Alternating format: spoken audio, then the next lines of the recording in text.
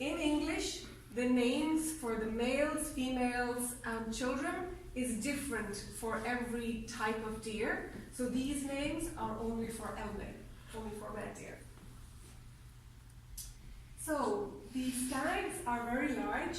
They can be up to 240 kilos, and only the stags have these antlers.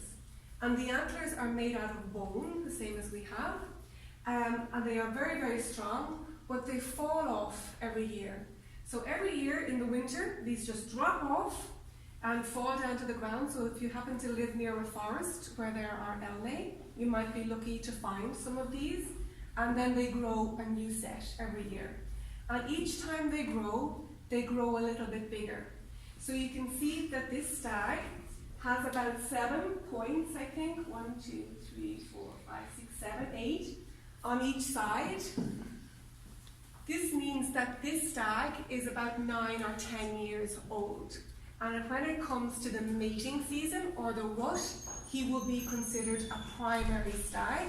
So he will be one who probably gets to mate with lots of the females. So, the rut. So the rut or the breeding season happens every year in the autumn, usually in October. And during the rut, the stags try to mate with as many females as they possibly can. So they run around the fields like this, they gather together, a big group of females, and then they charge and bellow. They stick their necks out and make their necks look thicker, and they roar and they charge to scare away any other males that come near their females. Most of the time, bellowing and running scares them away, but sometimes they actually do lock horns and go into battle. And if you think that these guys are 250 kilos, they can run at 70 kilometers an hour. These antlers are made out of bone, so when they run at each other and they clash, it's the sound and the spectacle, the force of that blow is incredible. So it's spectacular to watch, and it happens all over Lithuania every year. So during the rut, the males walk around with their head in the air like this, and they curl up their top lip because they have smell organs in the top of their mouth as well as their nose. And they use this to try and tell which females are ready to mate.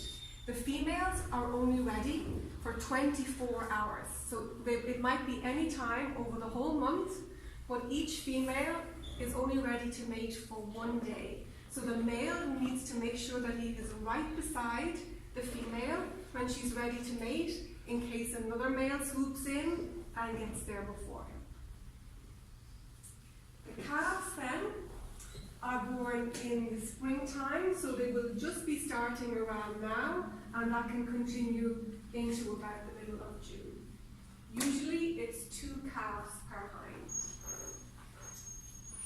So red deer, all deer are herbivores, so they eat only plant material. So you'll see them eating grass, mushrooms, fruit, and shrubs and herbs.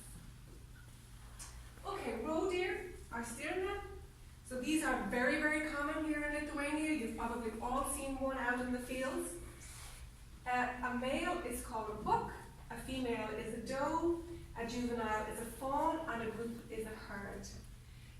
Roe deer are much, much smaller than red deer.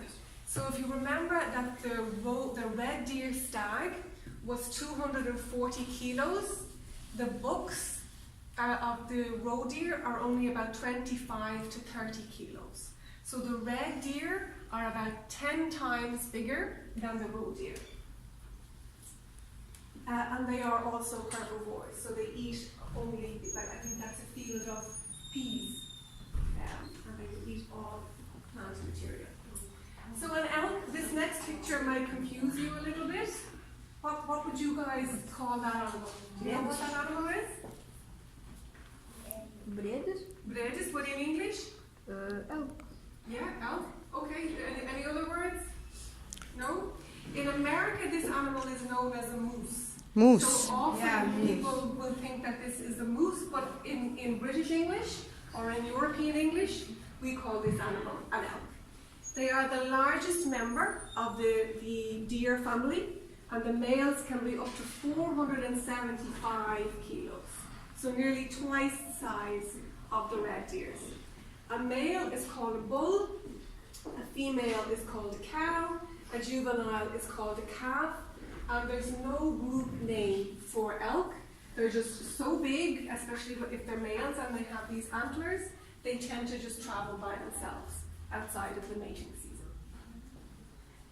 Okay, foxes. So a male is called a dog, a female is a vixen, a juvenile is a cub, a pup or a kit, and a group is called a skulk. Very unusual word. So the cubs are born in spring. There's usually about 4 to 6 per litter, so this is happening at the moment. Again, if you happen to live near any forests where there are foxes, you might be lucky enough to see some cubs now at the moment. They are born pretty defenseless, so they're born blind, deaf, and without any teeth, but it only takes about 2 weeks for them to be ready to come outside and start to learn to hunt with usually their mother. They are omnivores, which means they eat plants and animals, and they are actually one of the most versatile animals on the planet, which is one of the reasons that they're one of the most successful animals on the planet. They will eat just about anything. They will go into your garden and they will steal your chickens. They will try to eat rubbish out of your dustbins. They eat plants, birds, squirrels, nuts, seeds, insects, anything, absolutely anything. So they're very successful. Okay, ravens. So ravens are a kind of crow. They're the biggest member of the crow family. They're about the same size as a buzzard, which is a swoop. So they're quite big birds. They can live for a long time. So in the wild, they can live for up to 20 years. And in captivity, they can live for up to 40 years. If they're in a safe environment, they can live for a very long time. They're very clever. They're considered to be about the same intelligence as the great apes. So as a chimpanzee, as a gorilla, they're very, very clever and can solve a lot of problems. They are omnivores, so they mostly eat meat. Basically, they eat the leftover meat, say a wolf